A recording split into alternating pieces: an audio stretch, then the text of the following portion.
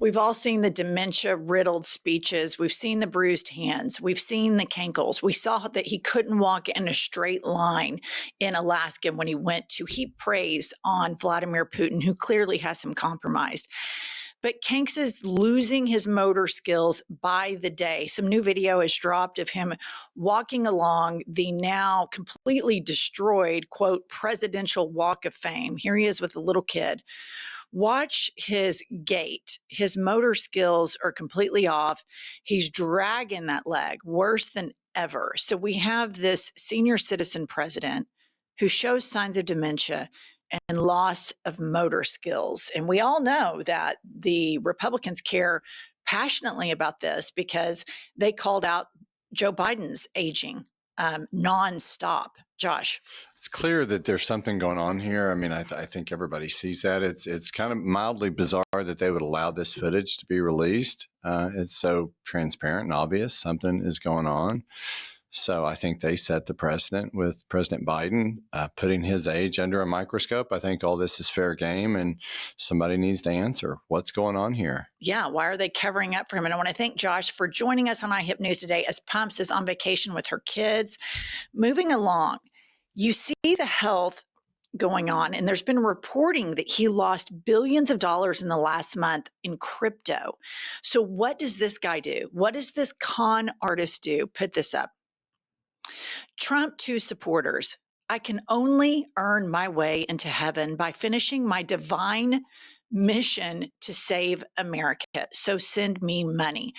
Trump sent out an email to his supporters, send me money so I can earn my way into heaven. And I just think, Josh, my God, are people that stupid? But then I know from growing up in the Bible Belt, people that are uber religious don't have a problem giving their megachurch and their megachurch pastor money that they could use to feed their families and to help put in their own 401ks or help pay off their mortgage quicker.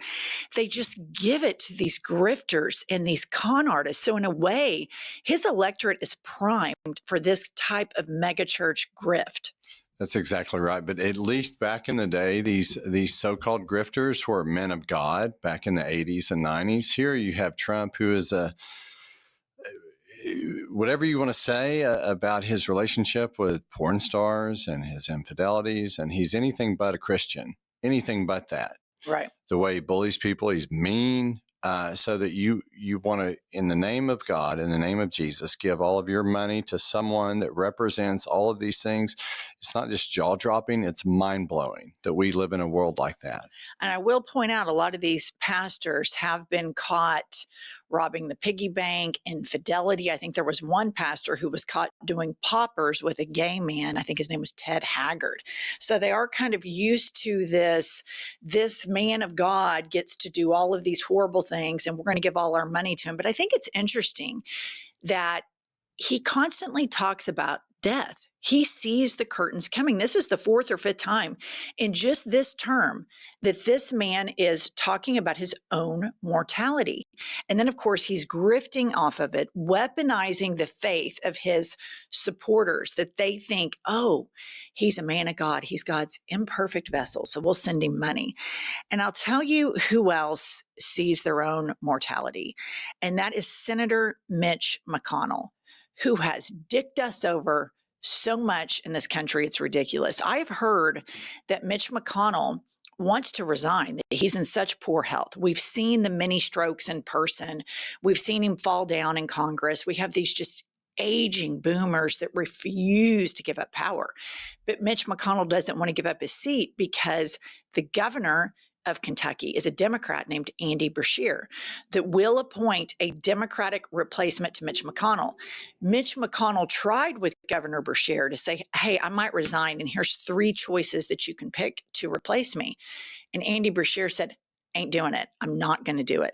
So McConnell is trying to somehow piece together his legacy here, which we all know is just going to be absolutely horrible. And we have this administration who is bending over to Vladimir Putin in the most embarrassing way imaginable. Russia is in debt. They're not paying their soldiers. They are losing the war in Ukraine. And people within the Trump administration allowed Putin to give them the peace plan, and then they just submitted it as though it was U.S. talking points, and it's not. They're all Vladimir Putin's. So J.D. Vance decides to go after McConnell. Put this up. J.D. Vance hits back at Mitch McConnell over his criticism of Trump's, quote, peace plan for Ukraine.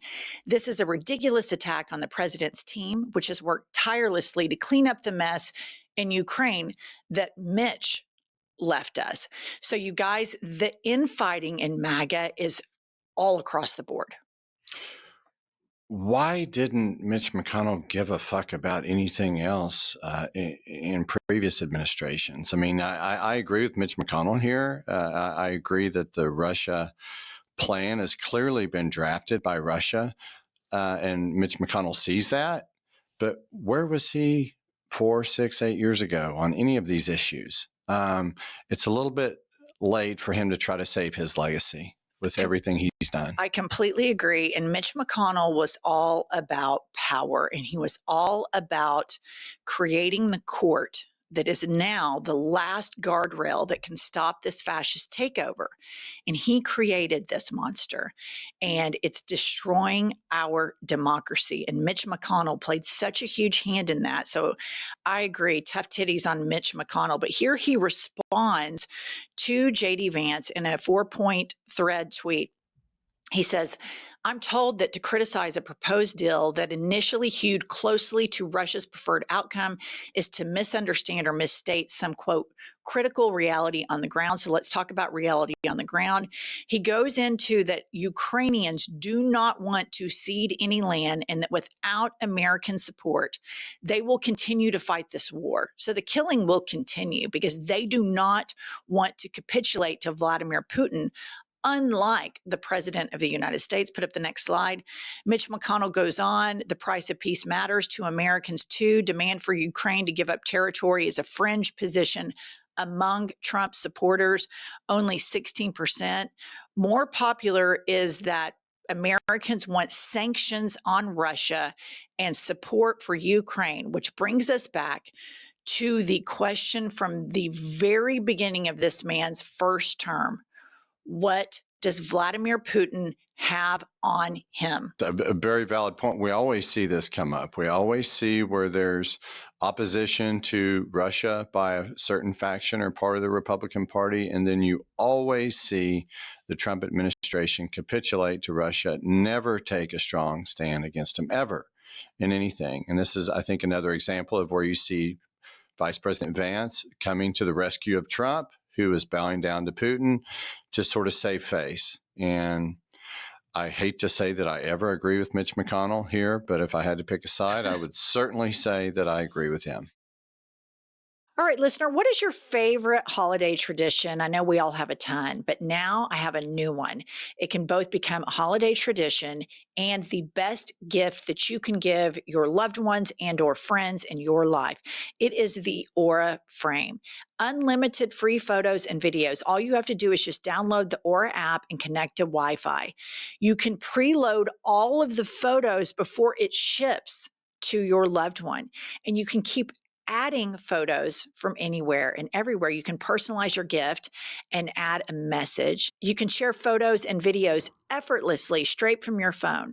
And there's a gift box included. So this year, give the best, most unique gift you can. For a limited time, visit auraframes.com and get $45 off Aura's best-selling Carver matte frames, named #1 by Wirecutter, using promo code IHIP at checkout. That's auraframes.com, promo code IHIP. This exclusive Black Friday Cyber Monday deal is their best of the year. So order now before it ends. Support the show by mentioning us at checkout. Terms and conditions apply. Okay, and then here is a GOP congressman named Dan Bacon, who goes on cable news and absolutely rips the Trump administration. This is stunning. Play the clip. Are you confident that the president ultimately lands on Ukraine's side here? Because I noted over the weekend that the president was back to using some of the language he used in that notorious Oval Office meeting with Zelensky back in February, saying that, you know, Ukraine showing no gratitude for U.S. help. Again, talking about, you know, Ukraine having no cards in this. I just wonder where you think the president's going to land. So the president's comments on Ukraine have been reprehensible. I know for a fact that Zelensky has said many times that he's been grateful. The people of Ukraine are grateful for our help. But he tends to blame Ukraine for Russia's invasion. I don't get it. And so I do not have confidence. The president has periodically said the right things, but more often than not seems to waver back into the Russian camp, the invader camp. That's why I think the House and the Senate need to take the lead here. Congressman Bacon says, I don't get it. Congressman Bacon, I want to tell you, I'll tell you who does get it. Paul Ryan, Kevin McCarthy are on video years ago talking about how President Trump is compromised by Vladimir Putin. That information has been widely known within Republican circles for many, many years.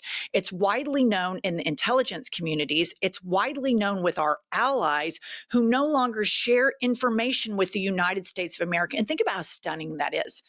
The United Kingdom no longer trades intelligence information with the United States of America.